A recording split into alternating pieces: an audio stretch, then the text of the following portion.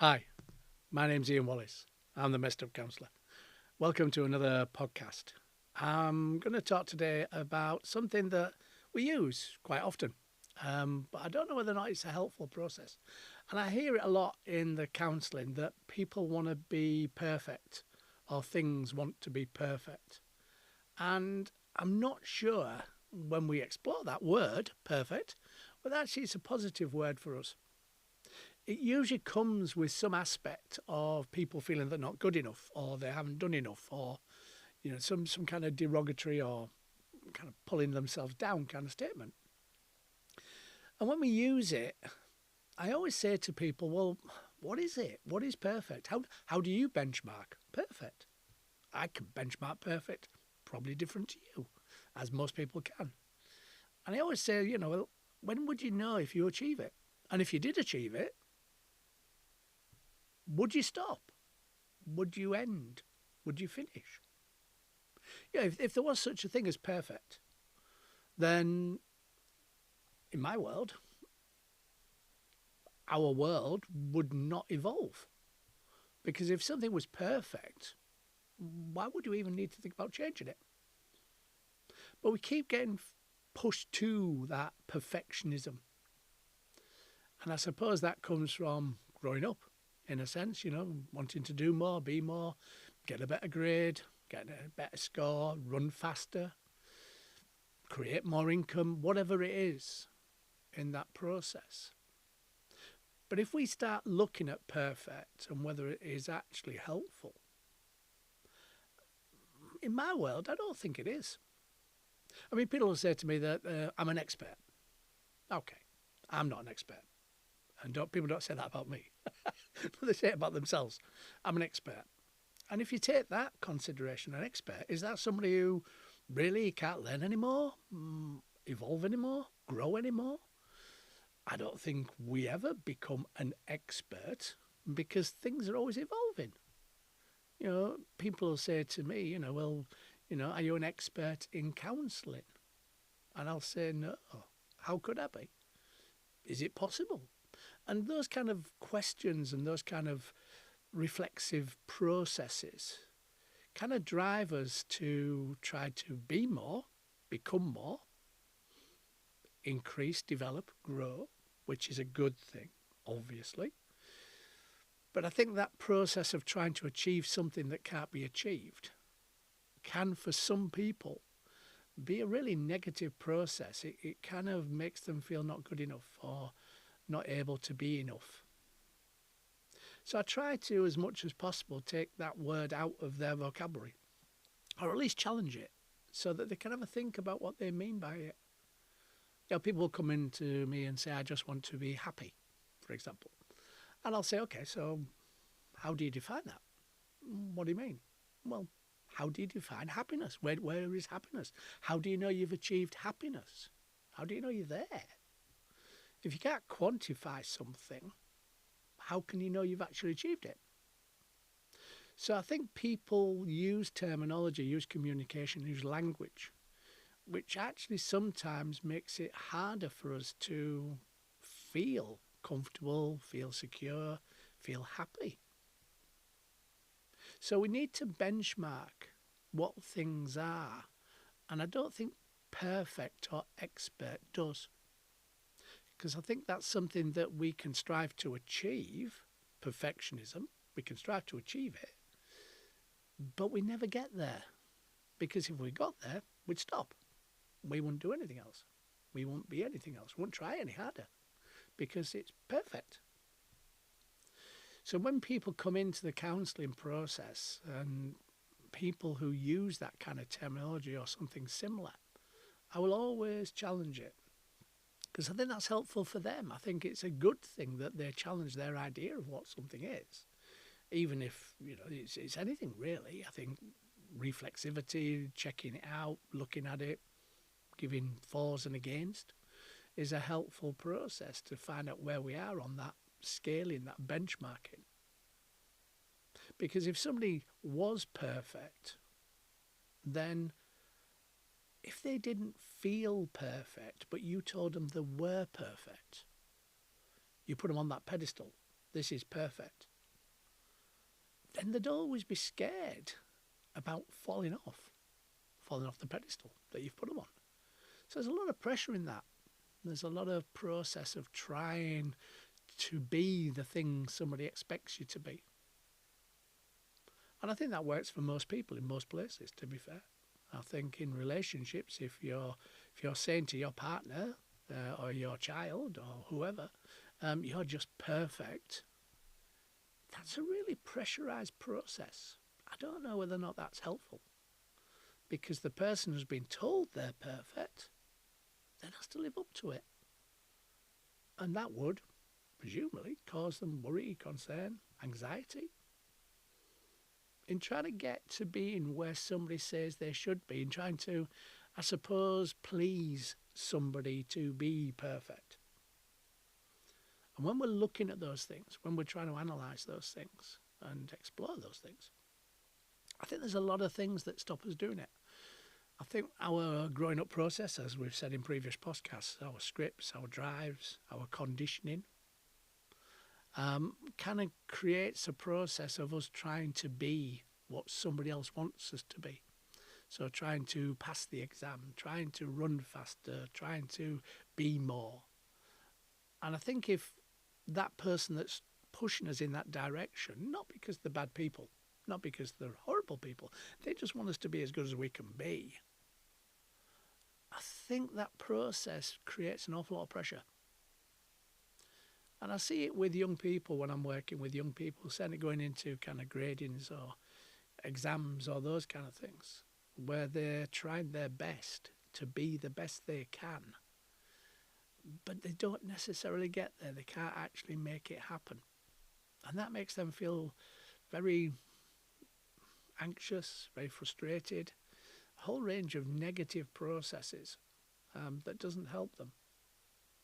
And if they, at some point, feel that they can't be that person, they can't achieve that thing that other people are pressurising them to be, there usually is a tipping point. And the tipping point usually takes them into depression, isolation, those kind of things, because they fail and they can't achieve it and they see themselves as a failure. I've been there many times over the course of my growing up process where I didn't achieve or I didn't do what people expected of me. And I can only say from my own perception that it created an awful lot of pressure on me, anxiety, and created a process of, actually, in some senses, if you're going to tell me I can't achieve it and you tell me I can't be the person you want me to be, then I'm going to rebel. I'm going to say, well, what the heck? Forget it. Don't need to do it anymore. And isolate and take myself away and do those kind of things because I wasn't able to live up to that expectation. But sometimes the expectation is too much. As I've said in previous podcasts, I'm dyslexic, so there was no way I was going to achieve academically. No way on the planet, until things changed, and I did that when I was in my mid-years. But in the beginning, when I was growing up, I couldn't achieve the things that people were setting me. And that's not because I didn't want to. I really did want to. Tried my hardest to do it. I just wasn't able to. But that created an awful lot of pressure. And then, as we'll probably hear in future podcasts, I became the challenging person in the family, the black sheep of the family that people used to say in my younger days. And I suppose that made it even worse in some senses, giving up and saying, well, I'm not going to even try now. I'm going to be the opposite, if you like. So I'm going to create the disturbance and create the process and work in that. And, that obviously caused its own problems for people around me at that time. But I think that perfect word and that expert word really doesn't help. I think it's something that we can certainly try to achieve, but we have to know that it doesn't or cannot happen. And if we can hold that without that expectation from others, then I think it makes it easier for us to be more us, whatever us is, obviously. And that process of determining us is not done by other people. It's done by us. What we want to be, how we want to be. I see an awful lot of people that are 18, 21, going into university for the first time, for example. And their first year at university tends to find that they've either gone in with higher expectations of what they can deliver, or they've taken a subject that other people said they should, or some other kind of process of going along with it, playing along with it, being that person that other people need us to be. And the first year for university for a lot of people, certainly when they're that age, they do tend to either drop out because they can't achieve the expectations of others, or they tend to change degree because then they realise that actually I'm not interested in that. I'm going to do this instead. So they kind of go through a process of evolving, of being themselves, being who they want to be, what they want to do. And that can be really frustrating for them, obviously, because part of them wants to please these people, wants to achieve. But the other part wants to say, yeah, but I want to be me and I want to do what I want to do. But that creates an awful lot of ripples in relationships around them, from parental figures, from family members, from peer groups, when they kind of make those choices and decisions. Which is why in universities the first year is kind of a really hard one, because a lot of people do drop out or change their course midway through that first year to be that person. And sometimes they even go along with it because the family think they should. Everybody else has been in medicine. You should be in medicine. Well, actually, I don't want to be in medicine. I want to be an engineer, but I'll go along and be in medicine because I want to conform to the family rules, to the family scripts, to the expectations that's placed upon them. And then they get through university, probably very clever, probably pass. But then they either do one of two things. They either get very frustrated and very anxious about carrying on with that work, being that professional, for want of a better word, or they kind of completely drop out and drop out of anything that they ever used to connect to.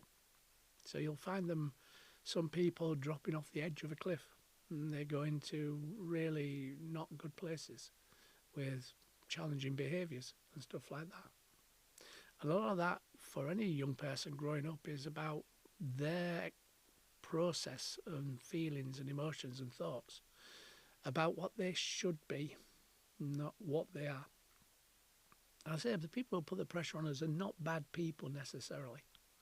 They just want us to be the best we can. But unfortunately, maybe that's not what we want.